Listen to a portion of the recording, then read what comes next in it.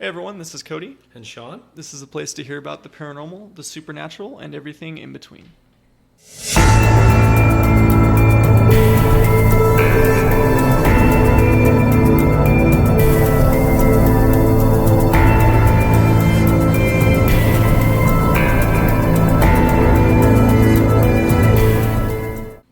Hey, what's up guys? It's New Reality here. I'm here with my co-host, as always, Sean. Thank God it's freaking Friday. What's up, everybody? Hey, so we got a great podcast for you. I know you guys just listened to our Possession podcast with my cousin. That was a pretty creepy episode. What do you think, Sean? Oh my gosh, like I said in the past, like there's some scary things that happen to people, and that was just a great example of what happened, like what could happen. To right? be possessed and then to talk about it, that's wonderful. Yeah, right. Most people are like, no, I don't want to do that again. Yeah, I'm yeah. like, hey, bring it on. Yeah, let's do it. You know, and then again, we're reaching out to our community. If you guys have a great story, bring it on. You know, we want to hear it. Absolutely. So today we're going to talk about we're here talking about kind of religion and kind of the paranormal and kind of how it coincides with both. Sean, where did you start? Belief systems. You know, I definitely had a lot of like Christianity background. It was kind of just something I ended up doing. I don't necessarily. I found myself constantly trying to look for more. Like the religion didn't have enough to it. I felt like there was just so much more to it. So I did start with Christianity. I did go to Catholic churches to kind of see what that was about. I think the most that I got from was non-denominational. It was worshiping in song. I think that was when I first started feeling spirit. It was very obvious to me that something divine was around me when we would worship. But yeah, there was a lot of just religions didn't really encompass what I was feeling and my understanding. I just felt like that these religions were telling you that you're condemned to hell for doing things that just were so minute, and I was like, God is love. Why would he do that? So there was this constant search, so I was just trying to understand what it was all about and why people believed it in the way they did. And again, I think each religion is set up for individuals. Like I said, we've talked on multiple occasions, on podcasts on everybody's belief system, and everybody's got their own reality, and not the new reality, but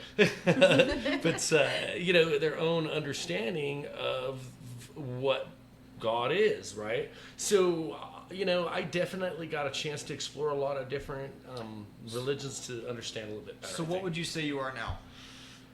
If you had to put a label on it, what would you say? I'm a solid medium, so I want to say spiritualism, but even that, I feel like that's the best way to describe it. More, right? But there's more to it. I think there's a lot of things that we're still trying to understand, and I think it is spiritual.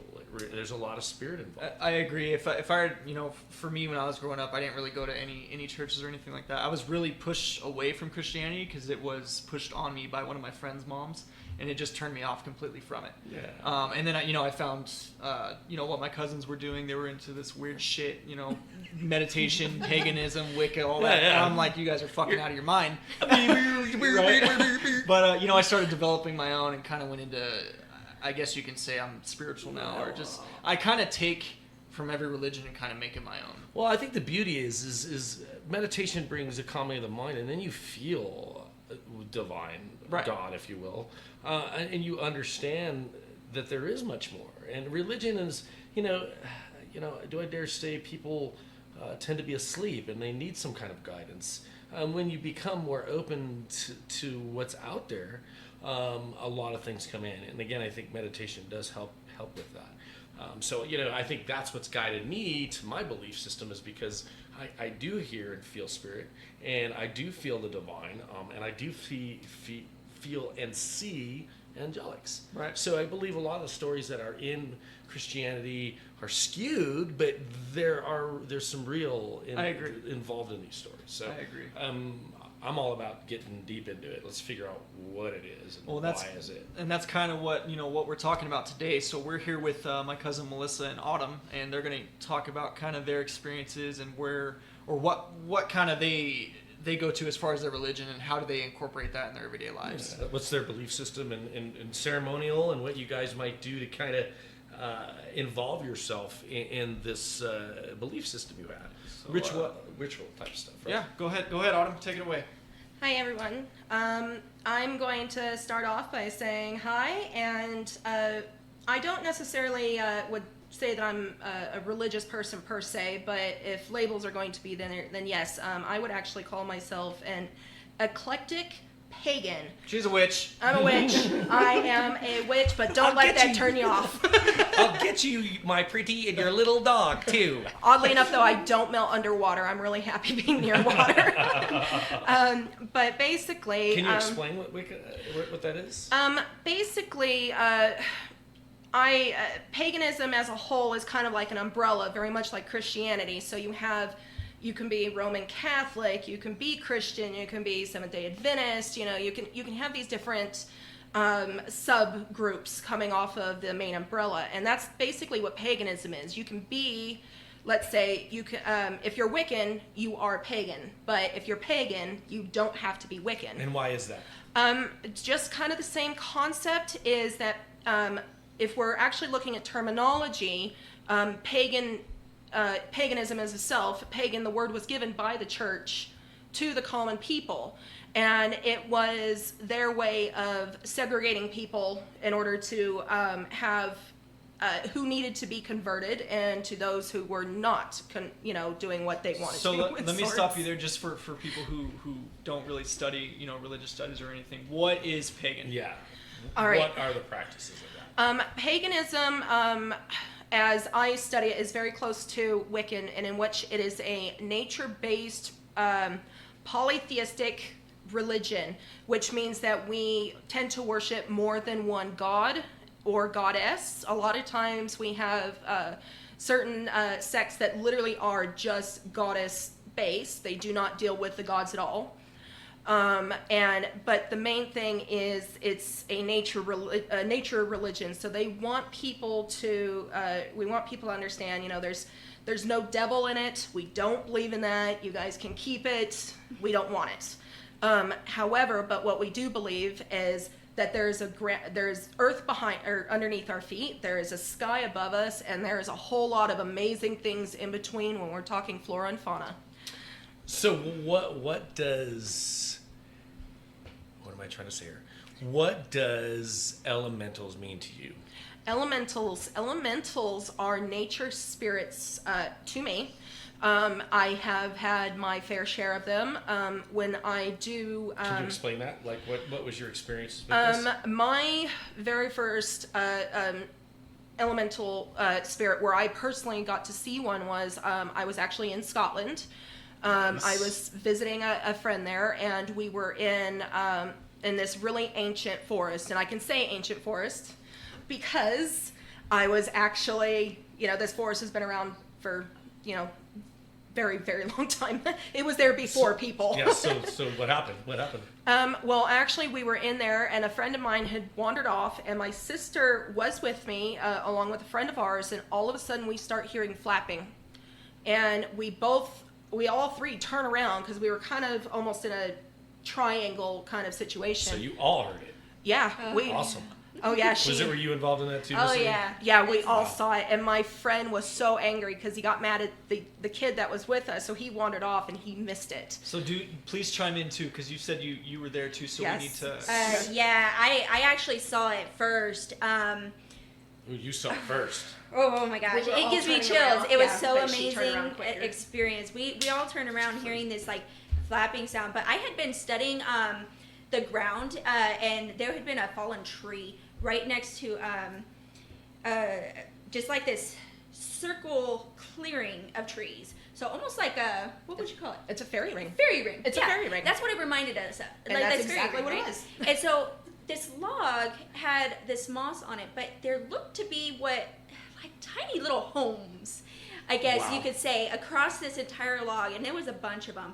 But when I turned around, my jaw just dropped because right before my eyes, what was like maybe about 6 inches from our noses. Hard literally? to believe, but was a real life fairy. That's amazing. The reason I say that is a little while back I went to Lilydale, And they actually have, it's called a fairy woods, and they have these little houses set up for them. I didn't personally see anything there, but they've had multiple people say they've seen fairies. But please, great story. Man, Please go on. it was so remarkable. What, about 2-3 inches? Probably about 2-3 inches. Just curious, why in the world are you up here? But when we had been driving, I was like, we got to stop here. Yeah. Private property, I'm sorry, I don't normally do that. But but I had to go up there because I was being called, and we all were. So what did it feeling look energy. like? Like, it's not every day somebody sees a fair. Was it Tinkerbell? Or, Again, here we go again with tights and I know, right? It's those pom-poms, right? It did have some humanoid type features As to in there was it. arms and legs. Type thing. But honestly, like the features So when and stuff, not when so you go to a much. store, right? They have these little fairy statues. Right. Yeah. Did it With was it Spock ears. was it similar to that or was it different? Like, was there a glow or? No. I wouldn't really. say that there was a glow to her, like this is like protruding from it or Right, anything yeah. like that. Well, I mean, the way I would almost describe it, like if she was to land on a tree, you would probably have thought it was like an insect of some Yeah. Okay. because the arms and legs were very, very spindly. The faces were not they weren't really humanoid, but they had like big, almost almond eyes. Sure. But like the clothing almost looked like it was made out of like spider web and moss, but the wings I'll never forget because they looked very much almost like a praying mantis wings a little Yeah. bit. Huh.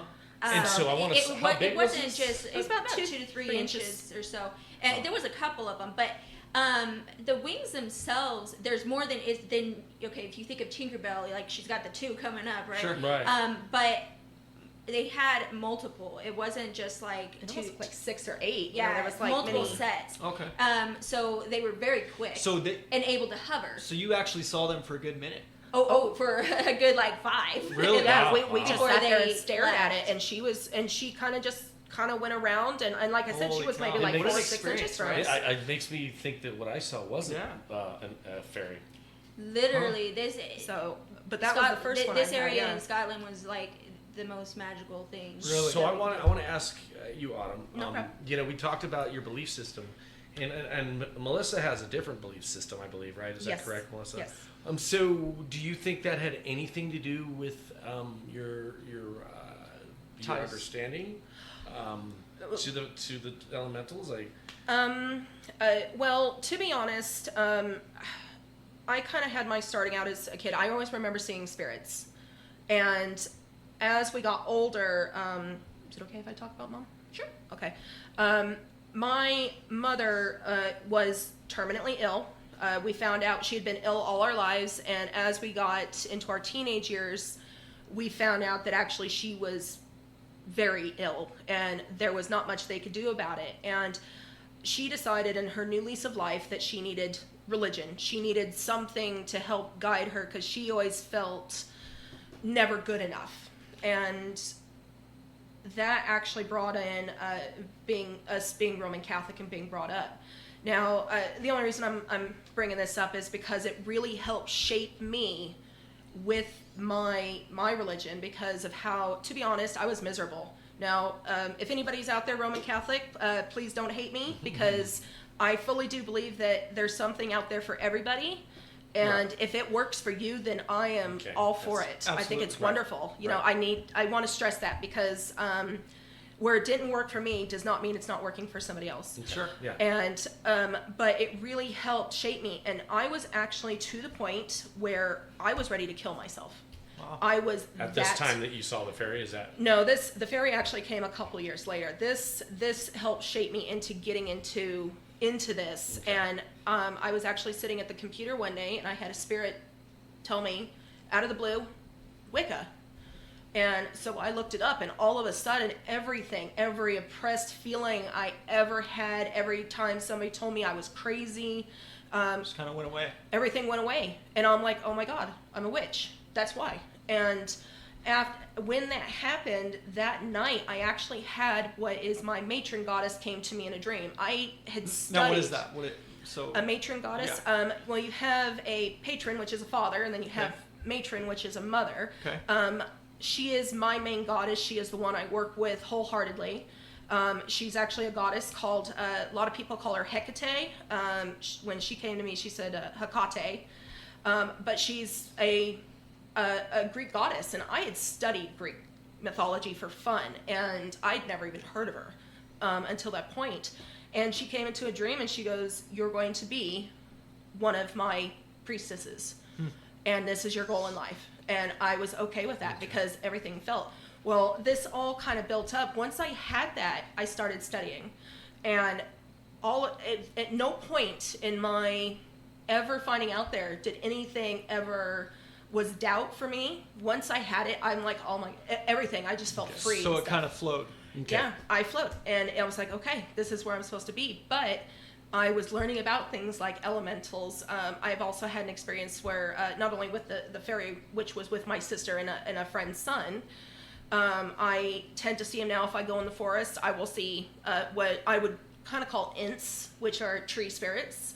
So we just real quick, we actually have a picture of that on our Instagram. Sean actually took one up in Wrightwood. Nice. So you guys can check that out. Yeah. Yes. I'm not, again, open to all beliefs, but I don't have to be Wicca to see these Exactly. elementals, right?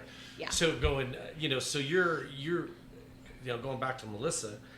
Obviously your studies are about the elementals, and I can understand why Yes. you would see that. Yes. Which is just amazing, by the way. And so with your beliefs, Melissa, I know your beliefs are different, but you saw this as well. Is your belief system? Can you explain a little bit about your belief system and why you think you saw these elementals? Yeah, kind of like what Cody was saying earlier, that he's pretty eclectic. He takes things from different religions that work for him. I'm kind of the same way in a sense. Of course, my sister's Wiccan when it first came out, so I studied that, but I've always been very drawn to elementals, earth spirits specifically. Is that because you're a Virgo, or? You know what? I often ask myself that, because not only am I a Virgo, my moon sign is a Taurus, so I'm very grounded all in earth all around. Which is funny, because again, you already, the universe tells us what we are, right? And I think being open-minded, that's just amazing. I think that's important. I think that's important Yes, to very humanity, much. really. And I'm hoping that will become more and more as we go along. And really, that is where I say I'm spiritual, or spiritualism is my religion, I guess, if you got to put a name on it. I am open to anything and everything. I feel energy and spirits around me all the time. I say the universe is talking to me. And what I mean by that is there are spirits and guides coming down and speaking to me all the time, guiding me on a path. If I feel something like I don't want to take this way home for some odd reason, typically I will get home and I'll look on my phone and there was an accident or something that sent me in another direction. And I have learned over time to just listen to it. Right. Yes. Whatever my body is telling me, whatever spirit is telling me, I just listen to it. I don't That's not second guess it. That's not an easy feat, right? No, because no, absolutely not. Essentially, you're listening to your inner self. Yeah. Right. In the beginning, especially, I often felt like I was at war with myself. On one sense, I'm like, this is a easier way of going, so why do I want to go another way? That may be longer. So let me ask you. So you've got this feeling, and going back to your belief system and spiritualism, there's a level of just surrendering, right? Right. Now, what part of your belief system, all of a sudden you decide, I'm going to listen to this inner voice, and it's normally right? Because again, that's psychic ability, right? Well, it really came in with a lot of study. I did a lot of meditation. I studied under Dolores Cannon, if any of you know her. She's amazing lady to study under. So I do quantum healing hypnosis therapy through that. I remember when you guys took that class. It was amazing. So I got a really well-rounded education for myself in a lot of different aspects. And I just, again, pull off of each of those things in whatever feels right. In the meditation, I had a lot of guides come to me at that time. And some of them, scared the crap out of me, because I'm like, what am I seeing right now? Yeah, Do I maybe believe this? Not from this world. Not from this world. I've had a lot of experiences with it, and then of course now I've allowed myself to be open so much that they come to me without being in meditation state. So I can work my body into a, I guess, lower level of consciousness in the sense of lowering my body into a meditative state while I'm awake. I do waking dreams because of that. And so there's a lot of things. I know, right? So what you were saying, basically it's kind of the same as me, spiritualism or whatever. And Autumn, I forgot the term. What's the term that you are again? I'm sorry. Besides a witch, you said you're I would what type of paganism? I would be an eclectic pagan. Sure. And it's the same thing, which means I do the same thing. I look for bits and pieces from every spirituality, every religion, every conscious or even unconscious thing, and I take what's there and incorporate into my own. It sucks that we have as humans, we want to label everything. It is. It really is. I think it's just we're really listening to our inner self on how we should deal with things. So, right? Yeah, So because with I that- do the exact same thing that you guys do, and she does. Well, that's what I was going to ask you. With that background that you both have, how do you incorporate that into the paranormal field? Because I know you've done ghost hunting, we all have. So yeah. How do you incorporate your belief system into the paranormal?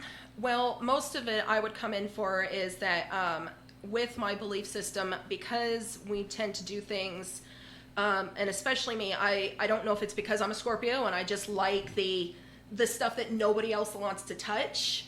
I've always kind of been that person that goes, okay, I'm going to do it anyway. Right. And Autumn, are you just trying to be different? I know, right? There's It might nothing be. wrong with that. Yeah, no. I was like, wait a minute, I am. No, and basically, so when you're doing things, when you're learning to do, let's say we call it ritual, and basically it's just giving, thanks for whatever you want. You're giving back to the earth the thanks of the stuff that you've had, but that's the great time when you see things like spirits or anything else that wants to try to come in, because you're in almost that meditative state during this. So you have to learn things like shielding.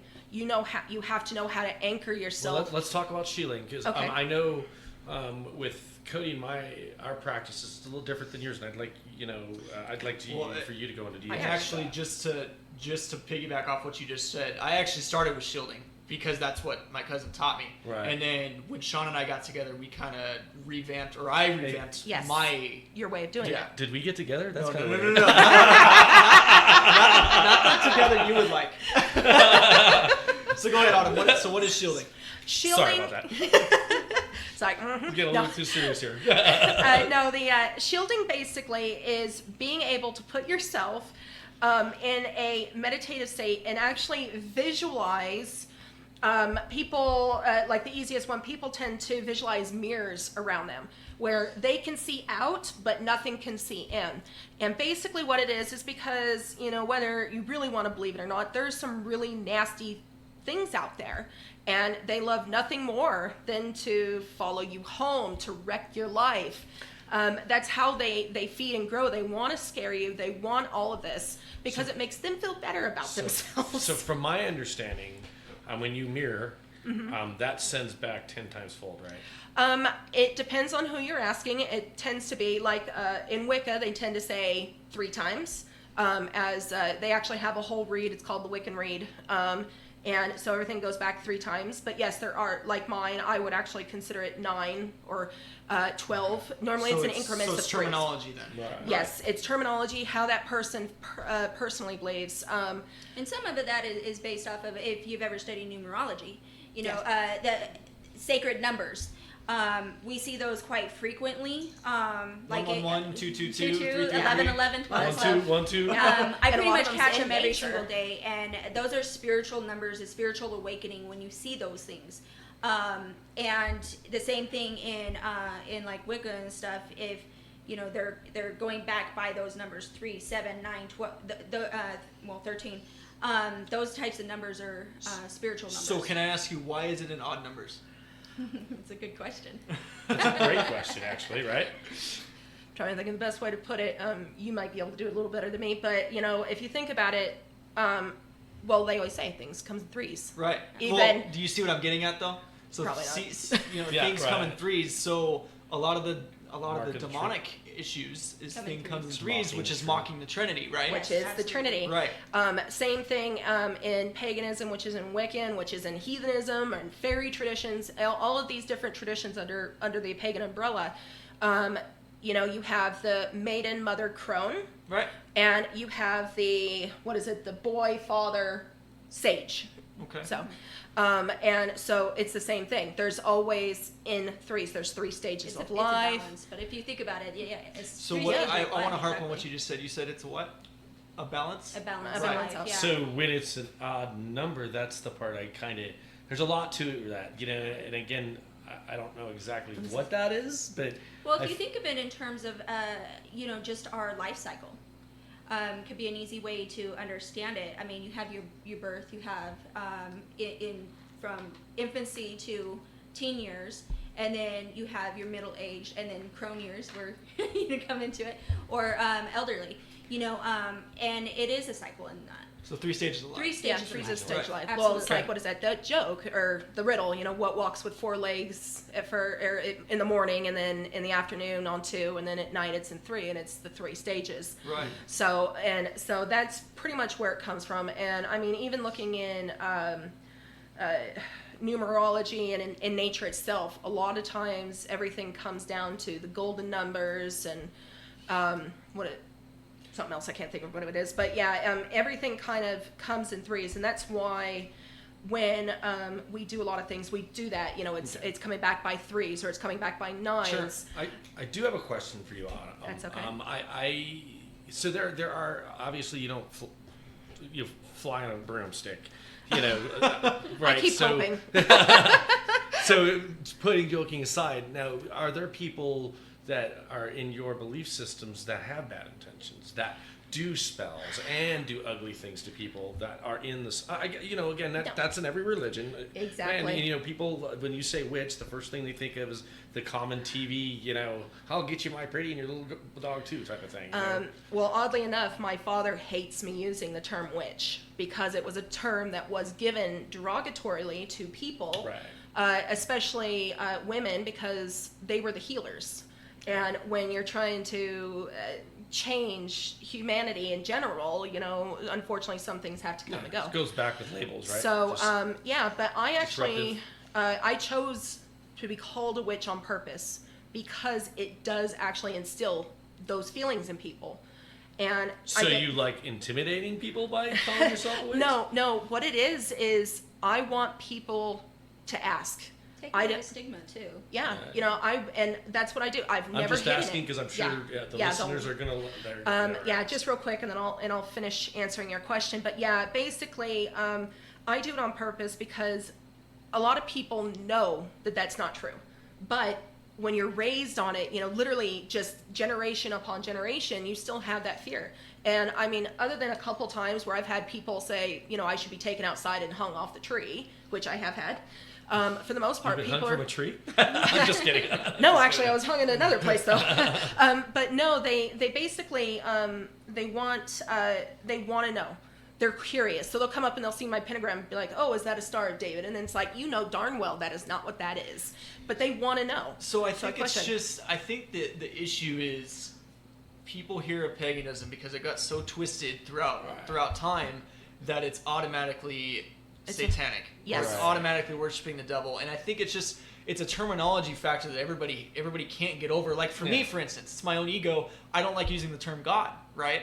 I finally got over that just in the past couple of years. But I think it's an internal battle that people have because it's a stigma, right? Yes. Right. Well, it's unfortunate when people don't understand. They think it's evil. Right. They think they're afraid, and the next thing you know, they're not. You know, they just have ugly beliefs and thoughts about they don't it. think properly. And unfortunately, just like any of these, any religion, so we have things that are called, we do have, I do not have, it is not a pagan thing at all, but there are satanic people. They call themselves satanic witches, but they are literally the dark side to Christianity. They are literally the opposite side. It has nothing to do with paganism and any of Wicca, any of its forms, heathenism. So it's their own thing. It's their completely own thing, but it's so easy to say because they use witches, and a lot of times they do take a pinnacle and they flip it upside down. You know, they've It's just mocking, right? yeah, it's mocking, Well, but that's they're the doing term it of for white them. witch, correct? A lot So of white witch, dark witch. Right. Yeah, but the thing is a lot of people have taken to calling themselves white witches so that they are differentiated instead of saying, well, actually, no, this is a Christianity thing. This is not a nature It religious just goes thing. back to people not understanding. And right? and that's it. It's terminology, and it's overcoming a certain amount of ignorance, which, you know, is nobody's fault, because this Right. is in our TV, it's in our music, this it's in is everything. What do you say, Sean? It's programming. It's programming. programming, And the reason yeah. why we have you guys on is we want people to understand a little bit better why, you know, what your practices are and what your beliefs are. And they're not, you know, worshiping the devil. No. It's their way of expressing their belief system, which isn't bad. There's nothing bad about it. You know, we're making jokes, but it's just out of fun. Yeah. You know, she's just like anybody else. With green hair. Yeah, with green hair. She's a weirdo for sure. Yeah, and your Well, little you're dog. related to me, so it's gonna happen. Well, so you know, but real quick before we wrap this up, Melissa, I want to ask you something. So, you studied Wicca, correct, with your sister, and paganism? Yes. Okay, so what about that did not resonate with you? I think my biggest thing is I don't feel like I need a bunch of other things to kind of be my conduit, I guess is the best way to put it. I have the ability, just like every single person out there has the ability, to have intent, to put that intent towards something positive, I would hope, which is what I do. I want things to come good into my life. I put out there for it's going to become good for everybody's life. Yeah. And I try to make that a positive experience. I don't allow negative people into my life or into my space because I don't want that to interfere with my conduit. So for me, I use my own mind, my own spiritual soul, going out there and seeking what it is that I need to bring to me. So understanding, guys, like, what is your intention, right? If your intention isn't good, what do you think is going to come back to you? Exactly. Bad stuff if you have bad intentions, right? And really being aware, and I love bringing the mindfulness into my practice, because be aware of what your intentions are. Be aware of your thought process. If you have a negative thought, you're on the road and somebody cuts you off and you have that negative intent, change it. In the moment, practice changing that to a positive. Which is And- extremely hard. Yeah. Yes, it is. And It is don't so hard. beat on yourself Yeah. if you do it. Like, Absolutely. we're all human beings. Yeah. We're all brain thinking. You know, again, we want to base our you know, feelings from the heart. That's love. But we're brain. Our monkey brains just go on and on. And blah, blah, blah, blah, blah, Well, blah. if you look at psychology in itself, the human brain goes to the negative every single time. And so It's if unproductive you mode. and so you have to train your brain to think in a positive way. That's just psychology 101 for you. It's almost like relearning Yes. how to live, essentially. And And, you're and reprogramming meditation yourself. really Reprogramming, helps conditioning, whatever you want Right. to call it. Right. But It's doable. that comes with awareness. Oh, And until you get awareness. awareness. And again, I strongly suggest to everybody, meditation is a great tool to help with awareness. There are people on YouTube that are really, you know, they're, you know, definitely aware, and they can give you advice. I can say, or you can just listen to us. We got great things to say. But this has been amazing. It's been fun talking with you guys. Yeah, we appreciate you guys coming on. Thanks It's for having definitely a us. different outlook on your guys' religion and what kind of, you know, what holds true to your heart and what holds true to our hearts, you know, because we're a bunch of freaking weirdos and we just like chasing ghosts, you know. We're I- family. Boom. That's Right. it. Did you see that? Did you see that? I know, right? But hey, guys, thanks for tuning in. As always, we're The New Reality. Go ahead and give us a like and a follow. Follow us on all our social media, and have a good day.